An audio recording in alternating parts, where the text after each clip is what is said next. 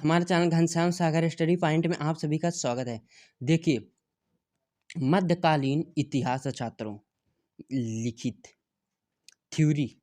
देखिए, भारत पर अरबों का प्रथम आक्रमण 712 ईस्वी में मुहम्मद बिन कासिम के नेतृत्व में हुआ था। उस समय सिंध पर दाहिर का शासन था। किसका? दाहिर का शासन था सिंध पर। 712 में आक्रमण हुआ था। भारत पर अरबों का प्रथम आक्रमण 712 ईस्वी में हुआ। मुहम्मद बिन कासिम के नेतृत्व में हुआ था। देखिए, मोहम्मद बिन कासिम के नेतृत्व में हुआ था, इनके रहने पर ही हुआ था। उस समय सिंध पर दाहिर का शासन था। दाहिर महमूद गजनवी, इनका देखिए, महमूद गजनवी 999 ईस्वी में गजनी की गद्दी पर बैठा। उसने भारत पर 17 बार आक्रमण किया। उसका पहला आक्रमण वह हिंद के शासक जयपाल के विरुद्ध था। 1025 ईस्वी महमूद गजनवी ने सोमनाथ मंदिर सौराष्ट्र पर आक्रमण किया तथा भयंकर लूटपाट की। महमूद गजनवी का अंतिम आक्रमण सिंध और मुल्तान के तटवर्ती क्षेत्रों के जाटों के विरुद्ध था। किसके? जाटों के विरुद्ध था। अलबरूनी फिरदौसी उतबी तथा फारूकी जैसे विद्वान महमूद गजनवी के दरबार में रहते थे। देखिए, अलबरूनी फिरदौसी ऐसे विद्वान महमूद गजनवी के दरबार में निवास करते थे छात्रों, या रहते थे, जो गजनवी के साथ भारत आए थे। अब देखिए, मोहम्मद गोरी ने भारत पर पहला आक्रमण 775 ईस्वी में मुल्तान में किया। किसमें? मुल्तान में किया। चालुक्य शासक भीम द्वितीय ने 1178 ईस्वी में मोहम्मद गोरी को परास्त किया। कौन? चालुक्य शासक भीम द्वितीय ने 1178 ईस्वी में मोहम्मद गोरी को परास्त किया था, हरा दिया था। हम देखिए, 1191 ईस्वी में मोहम्मद गोरी एवं पृथ्वीराज चौहान के मध्य तराइन का प्रथम युद्ध हुआ था, जिसमें मोहम्मद गोरी की हार हुई थी। किसका? मोहम्मद गोरी का। तराइन के द्वितीय युद्ध 1192 ईस्वी में मोहम्मद गोरी ने पृथ्वीराज चौहान को पराजित कर भारत में तुर्क सत्ता स्थापित की। कौन? मोहम्मद गोरी ने पृथ्वीराज चौहान को पराजित कर दिया 1112 में, तब तुर्क सत्ता स्थापित की। चंदावर के युद्ध 1194 ईस्वी में मोहम्मद गोरी ने कन्नौज के शासक जय चंद को हराया। कौन? मोहम्मद गोरी ने कन्नौज के शासक जयचंद को हराया 1194 ईस्वी में। 1206 ईस्वी में खोखरों ने दम्यक नामक स्थान पर मोहम्मद गोरी की हत्या कर दी।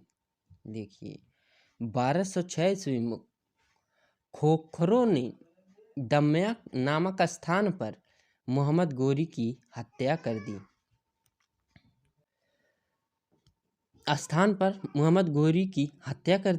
मोहम्मद गोरी के कुछ सिक्कों पर एक ओर कलमा और दूसरी ओर लक्ष्मी की आकृति खुदी थी।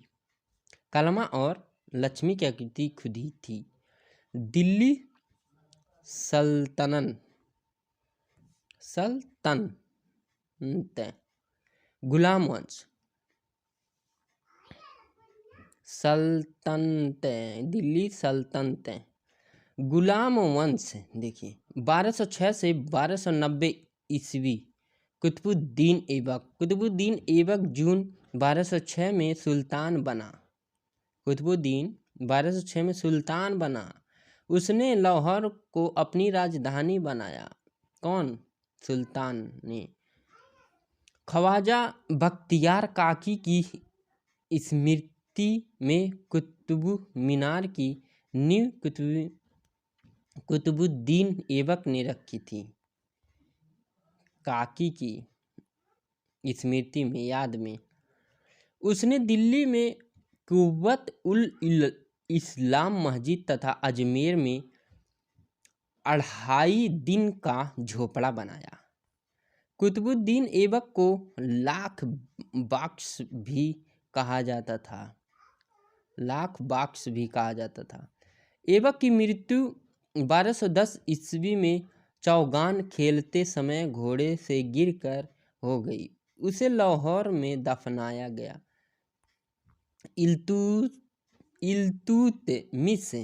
इल्तुतमिश 1210 ईस्वी में दिल्ली की गद्दी पर बैठा था।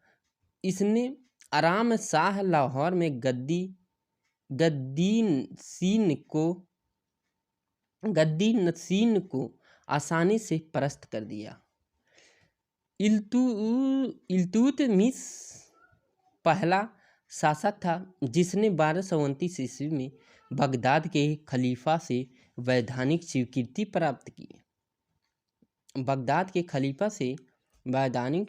प्राप्त की।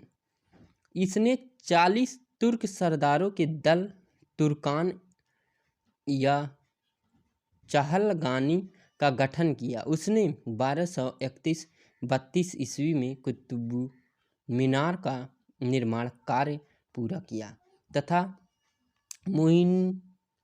मुइनुद्दीन चिश्ती की दरगाह बनवाई। चांदी के टंका तथा तांबे के जितल नामक सिक्के का प्रचलन इल्तुतमिश ने किया। रजिया सुल्तान देखिए, इल्तुतमिश की पुत्री रजिया ने रुकनुद्दीन फिरोज को अपदस्थ कर गद्दी पर प्राप्त की थी। रजिया दिल्ली सल्तनत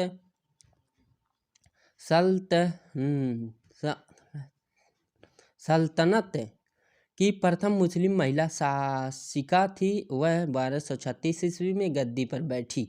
रजिया ने अल्तुनिया से विवाह किया। रजिया की हत्या 1240 ईस्वी में कैथल में हुई।